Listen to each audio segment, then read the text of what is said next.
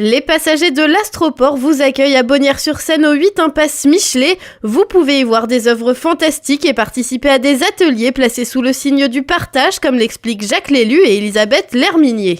On a eu l'idée de créer cette association pour pouvoir accueillir et rassembler autour de nous tous ces autres passagers qui voudraient s'initier à des tas de pratiques, que ce soit la sculpture, des loisirs, des pratiques alternatives ou autres, des gens de tous âges, de Bonnières et plus largement si possible. Voilà, de les accueillir ici de façon gourmande, plaisante. On est dans l'idée de partage. On propose pas des cours, on propose de se rencontrer.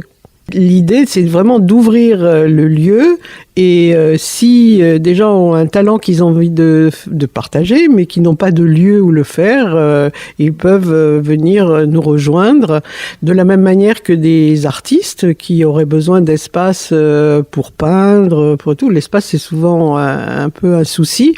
Nous, ici, on a 1000 mètres carrés quand même, donc on n'habite pas tout l'espace et on est ravis d'accueillir, sur le même principe que les sculptures de Jacques finalement, que des sensibilités, des savoir-faire se croisent. Les passagers de l'Astroport vous proposent de nombreuses activités.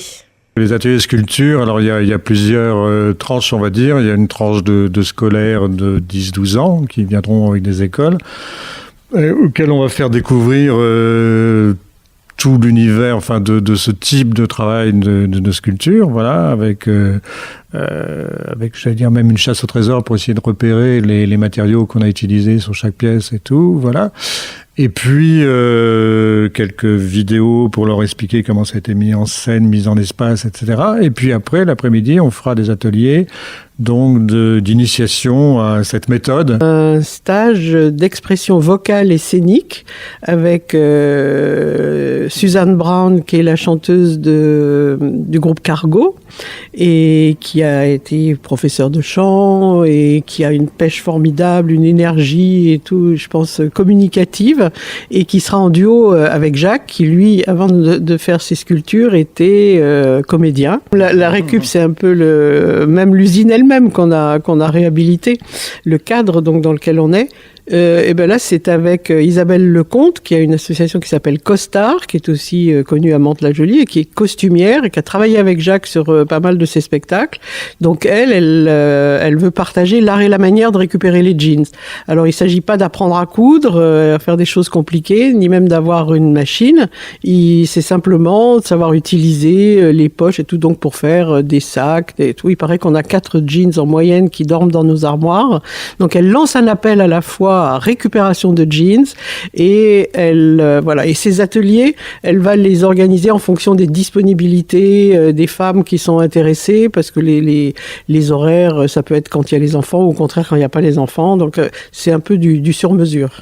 Pour les adhérents de l'association, au-delà de ces ateliers qu'on a essayé de faire à un tarif à peu près égal de l'ordre de 10 € de l'heure par intervenant, on va proposer aussi gratuitement des rencontres, des débats, puisque l'idée c'est beaucoup l'échange. Et moi particulièrement, j'aimerais faire découvrir pas mal de mouvements alternatifs, citoyens, qui montrent qu'on peut vivre autrement ensemble. Alors je pense aux incroyables comestibles qui sont ces potagers qui se répandent dans les villes. Il y en a plus de 300 en France, pourquoi pas à Bonnières.